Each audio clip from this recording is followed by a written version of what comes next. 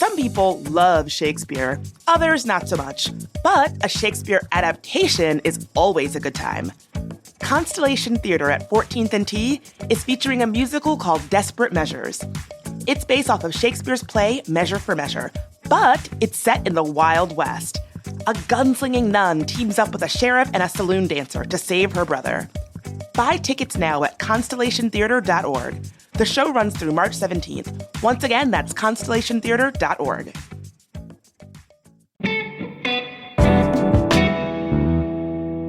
Today on CityCast DC, we are talking Metro fare evasion, the future of Nats Park, and the cost of a parking space. I'm here with CityCast contributor Dan Reed and our senior producer, Julia Caron.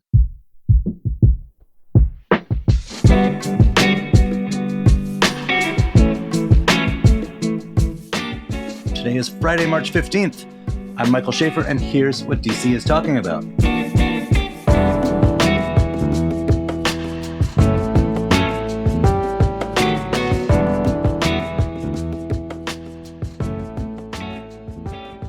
Hey, Dan. Morning. How are you? I'm good. Hey, Julia. Hey, Mike. Good to see you guys. So this week, Metro has revealed that thanks to a provision in the recently passed Secure DC crime bill, they're going to start issuing citations for fare evasion starting Monday, March 18th.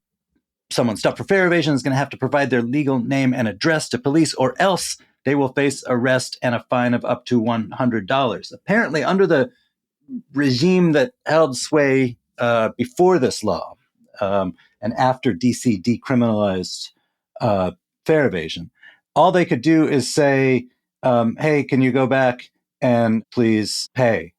And didn't really have the power to do anything if the person didn't comply. I have to say, just like the other day, I was walking into the Van Ness UDC metro station, and the guy right in front of me is a very tall guy. He stepped right over the gate and walked on in. And I almost involuntarily, I was like, hey, man, or something like that. And that's, he turned around. And that was the entirety of the exchange. But when you talk about sort of DC right now, and there's been stories of really pretty grotesque, horrific crime. And this is not that. And yet so many people, sort of harp on this as a, they can't stand it. Now, maybe it's like disorder and lawlessness, right in front of them. Or maybe it's that someone is flagrantly not paying for something that you at that very moment are paying for. But I'm does this infuriate you guys the way it does me? A little bit. This feels like the one little transgression that I think most people experience in their daily lives. Not everyone's going to be exposed to big crimes, Right. But you will see teens jumping the fare gates. I get on at Fort Totten most of the time, and it has been fun watching as Metro tests out different styles of fare gates over the past year, watching the teens who go through that station defeat them every single time. I know. These teens need to go to the Olympics for high jumping, because it's wild. They basically will plant themselves on the sides and then try to yank themselves over, or they'll step on the sides and just walk the saloon doors were supposed to fix this. And it's clear, if people are that desperate to not pay a fare, they will find a way to not pay that fare. Except that the thing is that they didn't used to. The fare evasion was never a big thing in Metro. There was just sort of a shared code of you pay the fare. It feels like that. Right. I mean, I'm sure there was some, but it was not in the way it is now. And Metro is compared to cities where you only have to pay when you walk in. It's tougher to fare evade. You have to do it twice. But, at some point, sort of that consensus broke. And I'm married to a Canadian, and up there, apparently, littering is really frowned upon. And, to this day, when my wife sees someone litter, it bothers her. There's been a little transgression. In a way, it doesn't bother me as an American who comes from a, filthier society. I wonder if it's just sort of that there's a sort of dueling social codes. You can also go big sociology thinking of I think people in their paranoia will think, gee, if this person's willing to break the rules against fare evasion, maybe he or she is willing to also break rules against pulling out a gun or something. I mean, I'm focused a lot on teens because that's who I see doing this the most. Like, they don't have a lot of money. They have the discounted Smart Trip cards, but they can be hard to get. I know in Montgomery County, there's like 3 schools in the whole county where you have to go to one of them to pick up your card. Wait, really? Yeah, they don't make it easy. And so you might as well just jump the thing because you're entitled to it already, right? I don't feel great about kids getting like their first experience with law enforcement after jumping the fare gates. Right. The adults, I don't know, you guys. I'm at Cleveland Park, and every time I'm on the metro, going to Cleveland Park or coming back to Cleveland Park, like some adult hops the fare gate. It is a very common occurrence for me, and I'm just like, all right, like I know that this is going to happen. It's like totally fine. Like it's going to be what it is. So the new strategy they've rolled out, the new consequence they've rolled out, it's not exactly stringent. You know, they will stop you, the authorities, if they see you fare evading, and they will demand your name and address. And if you do not give it, they may give you a ticket for up to $100, or you may face arrest. Which is just to say, I could jump a fare and say, my name is Dan Reed. No, don't do that to me. How many Simpsons fake names like Seymour Butts are we going to get out of this? Like that is what I would like to know. Someone's going to come up with like some crazy funny names for this. You know? Don't have to show ID, right? That's the point. Right. I mean, it doesn't say, not everyone carries ID, and, all these things, because of, the nature of our society, they can be enforced in unfair ways. And I guess it boils down to like, is fare evasion more akin to like walking into a drugstore and stealing something worth $2.50? Or is it more akin to like running a red light, which you're not allowed to do, but, if you do it and no one sees and no one is hurt, life goes on. I don't know the answer to that, but the consequence, I think, sort of depends on the framework. Is this a property crime or is this a moving violation?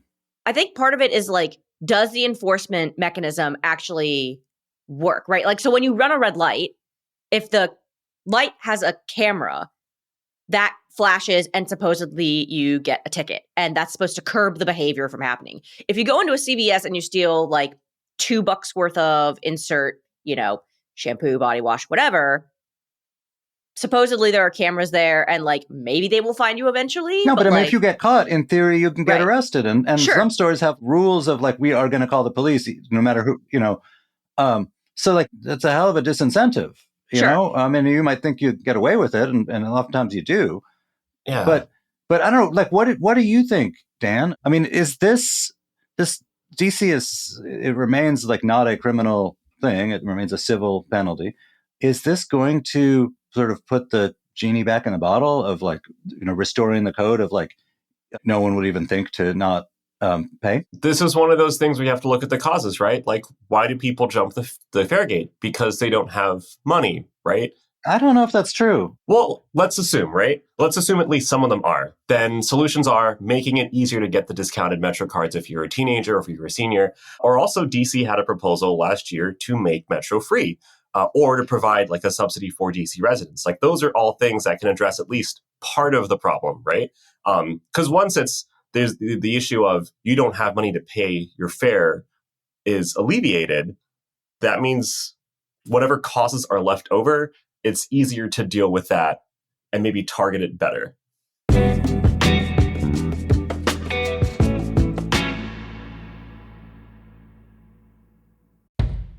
The brand new Arbor at Tacoma is built for your most convenient urban living. Whether you want to enjoy the vibrant Tacoma, DC community or comfortably retreat into a sleek sanctuary all your own. The kitchens have striking dark navy and white cabinets, and throughout the home, there are wood floors and smart home technology. Some homes even have a private outdoor space. With a quick walk to the Metro, you can easily head into downtown or stay close and enjoy the retail that's on site. Located at 218 Cedar Street Northwest, the Arbor Tacoma offers brand new 1- and 2-bedroom condos starting in the upper 300,000s. Visit thearbораttacoma.com for more information. That's Tacoma with a K, so TheArborattacoma.com.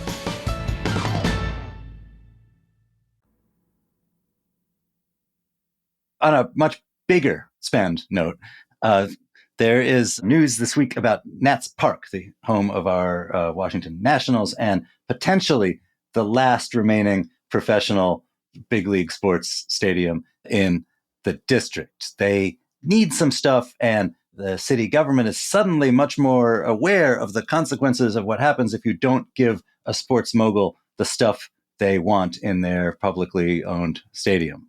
What is happening there, Julia?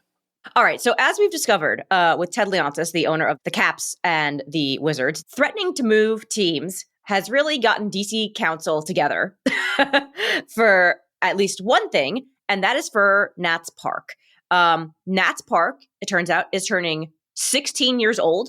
It's a teenager. It can get its license. Wild. Wild. But that also means that it needs repairs, which, as we've discovered, cost a lot of money. Recently, the city spent about $20 million for a new scoreboard and stadium lighting for opening day on April 1st. But apparently, the stadium's going to need something like $350 million in upgrades through like the team's lease in 2038.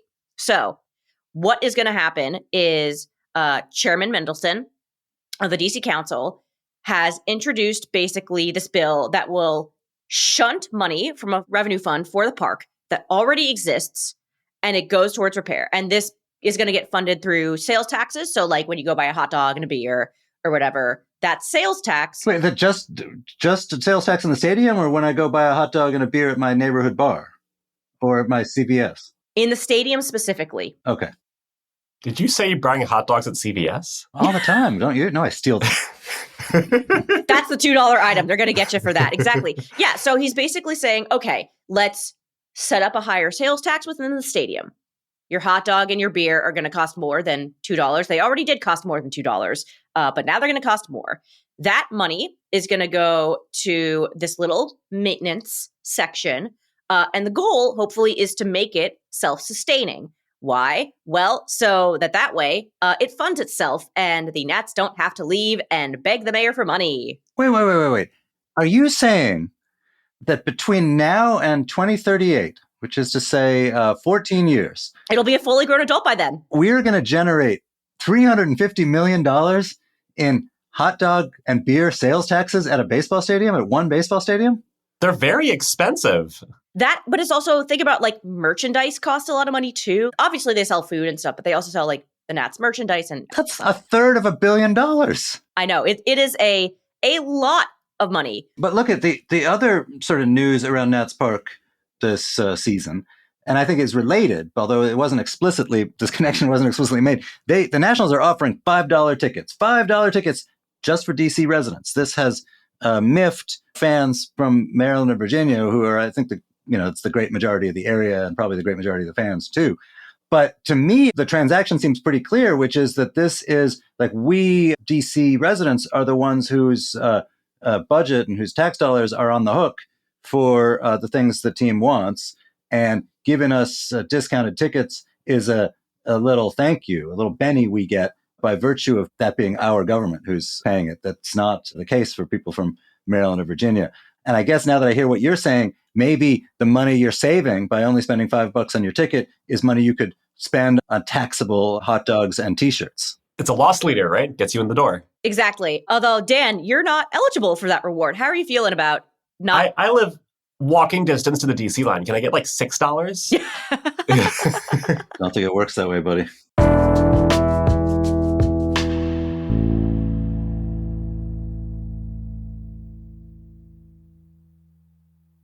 All right. So, Dan, I thought of you when I saw this. The Urban Turf had this interesting kind of check-in this month about the average price people pay for a parking space, which is to say you can sell not just a house, but a parking space. It varies by neighborhood. What do you make of it? And tell me what you would pay.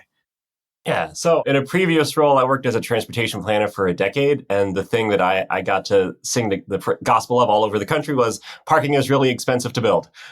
It's like $30,000 for a space in like a structure. Meaning if you're building a building, the like actual cost of like creating a parking space is about $30,000. Oh my God. Yeah. Even more if it's underground. It's expensive, right? So like, especially where space is at a premium, parking is expensive. And a lot of buildings, especially in DC, the parking spaces are charged separately from if you buy like a condo or something, or you have to pay extra for it if you're in an apartment. So Urban Turf looked at how much parking spaces cost to like buy on the market around the city. And they found the average is about 25 to 30 grand across DC, which, So this means like I, a car owner, can go to you, a property owner, and say, I would like to purchase this parking space from you. Is that what they're talking about? And it will cost as much as your car. And you'll say to me, sure, that'll be $42,000 since I'm in Logan Circle. That's right. And then I get that parking space forever? Yeah, the parking spaces in some cases are like deeded properties. You own it. I used to live in a condo with the parking space, and it was its own separate thing with its own separate property taxes, own separate deed. I never bothered to sell it because I had a car. So, but across DC, though, the prices can change really dramatically depending on where you are. And not surprisingly, the closer you are to downtown or the closer you are to like a hotspot, it's more expensive. So like a garage space in, say, Columbia Heights or Brookland would be like $16,000. But in DuPont, they found it would cost about $40,000, $42,000 in Logan Circle, $50,000 in Foggy Bottom if you want to be like near the hospital or GW.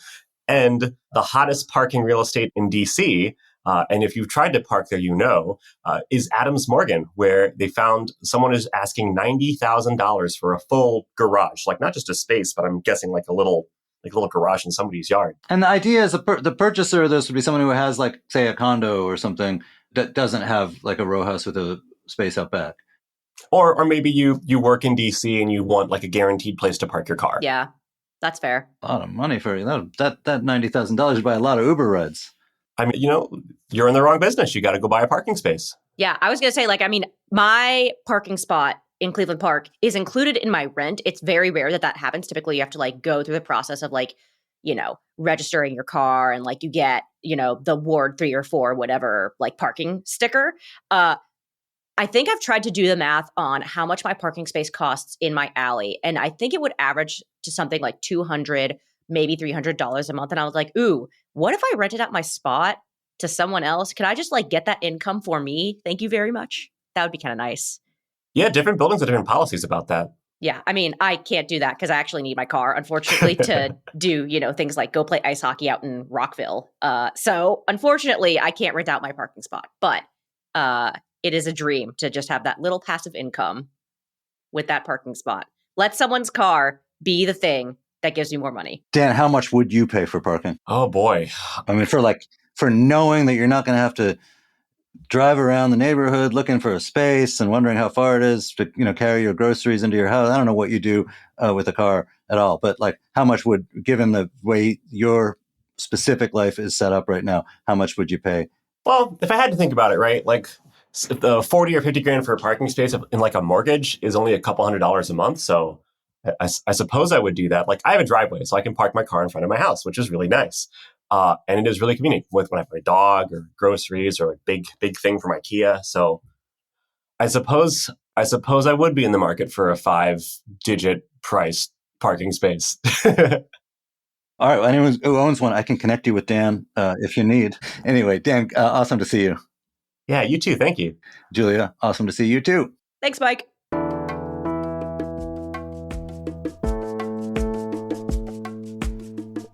And that is all for today here on CityCast DC. If you enjoyed the show, we would love your support. You can sign up to be a member for just $8 a month, $8 a month, much less than the cost of a parking space. You sign up at membership.citycast.fm, and you'll get ad-free listening and early access to live events. Once again, that's membership.citycast.fm. Thank you. Our senior executive producer is Priyanka Tilve. Our senior producer is Julia Karen. Our newsletter editor is Kayla Cote-Stemmerman. Our production assistant is Ash Durbin. And our hosts are Bridget Todd and me, Michael Schaefer from Politico. Music is by Alex Roldan. We'll be back Monday morning with more news from around the city. Bye.